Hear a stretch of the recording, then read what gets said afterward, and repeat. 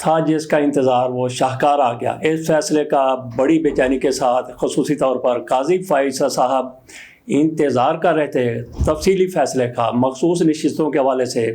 کیونکہ قاضی فائز صاحب کو آگ لگی ہوئی ہے، ان کو آخر آئی ہوئی ہے کہ فیصلہ آئے اور اس پر میں نظر ثانی کروں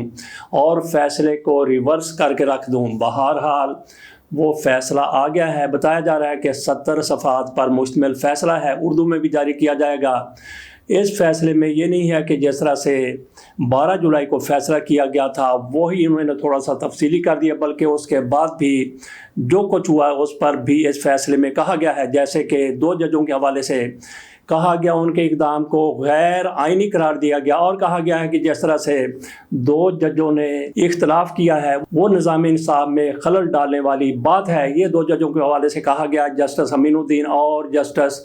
افغان، ان دونوں کی طرف سے پہلے ہی تفصیلی فیصلہ نہیں آیا تھا، اپنا نوٹ انہوں نے لکھ دیا تھا اور کہا تھا حکومت کو، اداروں کو کہ اس فیصلے پر عمل کرنے کی ضرورت نہیں ہے۔ ان 2 ججوں کی بھی اس میں کھنچائی کی گئی ہے، اور جس طرح سے الیکشن کمیشن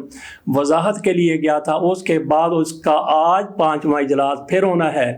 تو اس اجلاس میں کیا ہوگا کہ نئی ان کو افراتفری مچ گئی ہے، پڑ گئی ہے، کوہرام مچ گیا ہے الیکشن کمیشن کے لیے بھی، ان کی بھی خبر لی گئی ہے اس فیصلے میں۔ قاضی فائز صاحب کے لیے یہ بہت ہی تباہ کن قسم کا فیصلہ ہے،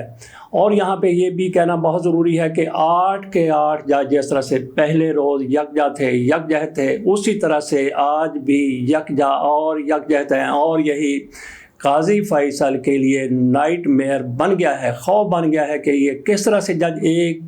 پیج پر ہیں۔ بہرحال قاضی فیصل صاحب آپ پوری کوشش کریں گے کہ نظر ثانی کا کیس لگ جائے، کیونکہ ان کے لیے اب آسانی ہو گئی ہے بینچ بنانے میں۔ جس طرح سے انہوں نے اپنا ہی پریکٹس اینڈ پروسیجر کا وہ قانون بنایا ہوا، اس کی دھجیاں اڑا دی ہیں۔ انہوں نے جس طرح سے خود یہ کہا تھا، جس طرح سے قانون بنا تھا کہ سینئر موسٹ ججوں پر کمیٹی ہوگی، قاضی فیصل صاحب کو ان 2 ججوں سے بڑے تحفظات پیدا ہو گئے تھے، کیونکہ یہ دونوں جج آئین کہتا تھا، جو قانون کہتا تھا اس کے مطابق چلنا چاہتے تھے، لیکن قاضی فیصل صاحب ڈکٹیشن دینا چاہتے تھے، اس لیے جسٹس منیب اختر کو انہوں نے الگ کر دیا۔ اب کیا ہوگا؟ قاضی فیصل صاحب نے گو کہ کمیٹی میں اپنی مرضی کا ایک جج شامل کر لیا ہے، لیکن اس کے باوجود بھی خصوصی نشستوں کے حوالے سے فیصلے پر عمل کرنا پڑے گا، جس میں یہ کہا گیا ہے کہ تحریک انصاف کی یہ سیٹیں ہیں 39 الگ اور 41 الگ۔ اس کے بعد جس طرح سے اسپیکر صاحب الیکشن کمیشن سے کروانا چاہتے تھے، نوٹیفیکیشن جاری کروانا چاہتے تھے الیکشن کمیشن کی طرف سے، بہرحال ابھی تک نوٹیفیکیشن جاری نہیں کیا گیا، لیکن اعجاز صادق جس طرح سے چاہتے تھے، اس فیصلے کے بعد کیا ایسا ممکن ہو سکے گا کہ تحریک انصاف کو بالکل ہی پارلیمنٹ سے نکال دیا جائے؟ میرا نہیں خیال کہ اب ایسا ہو سکے گا۔ اس فیصلے کے بعد کچھ لوگوں کی طرف سے یہ ضرور کہا جا رہا ہے کہ 12 جولائی کو جو فیصلہ ہوا تھا وہی یہ فیصلہ ہے، اس کی تشریح کی گئی ہے، اس کو ذرا تفصیل سے کہا گیا ہے، یہ اپنی جگہ پر درست ہے، لیکن اس کے باوجود بھی 12 جولائی کے بعد اور اب تک جو ڈیولپمنٹ سامنے آئی ہیں اس پر بھی